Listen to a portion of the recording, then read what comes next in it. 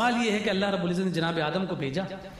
حضرت آدم علیہ السلام نے اپنی تبلیغ کا فریضہ سر انجام دیا، اس کے بعد وہ دنیا سے ظاہری پردہ فرما گئے۔ پھر اس کے بعد اللہ رب العزت نے ہدایت کے لیے پھر دوسرے نبی کو بھیج دیا، پھر وہ آئے، پھر اس کے بعد مزید آئے، پھر اس کے بعد مزید آئے، یہ سلسلہ آتے رہے، ایک گئے دوسرے آ گئے، تو ہر نبی کے بعد دوسرا نبی آتا رہا۔ سوال یہ پیدا ہوتا ہے کہ جب ہر نبی کے بعد دوسرا نبی آتا رہا ہے تو ایسا کیوں ہے کہ مصطفیٰ کے بعد کوئی دوسرا نہیں آ سکتا؟ ایک سوال پیدا ہوتا ہے، عام ذہن میں ایک سوال پیدا ہوتا ہے، آخر ختم نبوت کیوں؟ جیسے ہدایت کی ضرورت آدم علیہ السلام کی قوم کو تھی، نوح علیہ السلام کی قوم کو تھی، ابراہیم علیہ السلام کی قوم کو تھی، جناب موسیٰ جناب عیسیٰ کی قوم کو تھی، ویسے ہی ہدایت کی ضرورت اس امت محمدیہ کو بھی ہے۔ تو جب انہیں ہدایت کی ضرورت پیش ہوتی تو اگلا نبی آ جاتا تھا،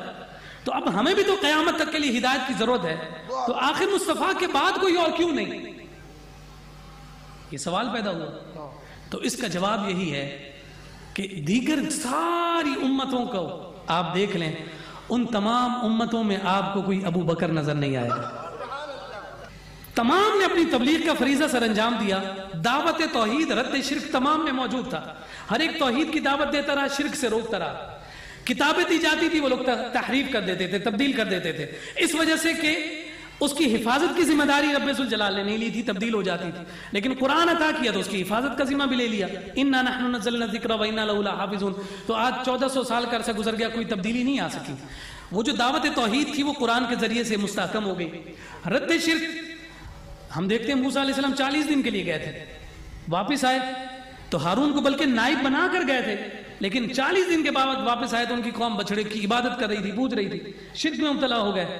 شرک سے حفاظت کی ذمہ داری بھی اللہ رب العزت نے نہیں لی تھی۔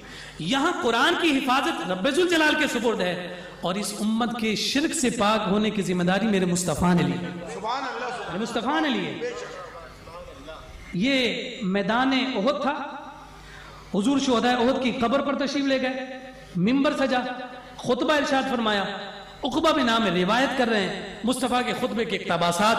آخری اقتباس سے ذکر کیا، حضور نے فرمایا انی واللہ ما خاف علیکم ان تشرکوا بعدی۔ آدم گئے تو انہیں یہ خوف تھا کہ میری قوم شرک میں مبتلا ہوگی، نوح کو یہ خوف تھا کہ میرے جانے کے بعد میری قوم شرک میں مبتلا ہوگی،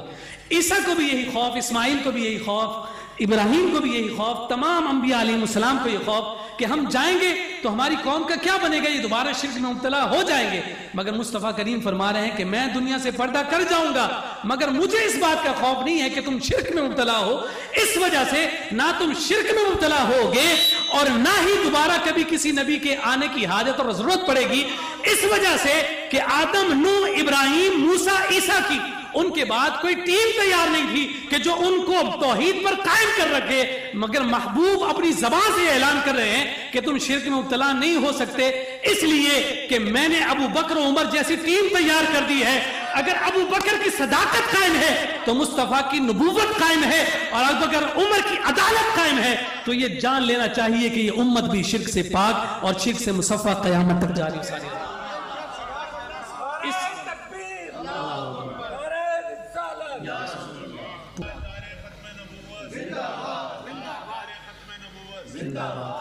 تو یہ جو اصحاب حضور ہیں، جو حضور علیہ السلام کے پیارے اصحاب ہیں، اگر ان کی صداقت، ان کی عدالت، ان کی سخاوت، ان کے تقوی، ان کے ورع پر اگر حرف آئے گا تو اس کا مطلب یہ ہے کہ ہمارے ایمان کو متزلزل کرنے کے مترادف ہے۔ اس وجہ سے یہ ماننا ہمارے عقیدے کے لیے جزء لا ینفک ہے۔ ہمارے ایمان میں ان ہستیوں کو عادل ماننا لازم اور ضروری ہے، اگر نہ مانا جائے تو ختم نبوت پر بھی حرف آتا ہے، اور اس امت کے شرک سے پاک ہونے کی سند پر بھی حرف آتا ہے۔ اگر یہ صداقت اور یہ مسند ہمیں حاصل رہے گی کہ مصطفیٰ کریم صلی اللہ علیہ وسلم ہمارے نبی ختم نبوت کے تاج کے ساتھ ہیں، تو پھر ضروری ہے کہ جناب صدیق اکبر کی صداقت کو مانا جائے۔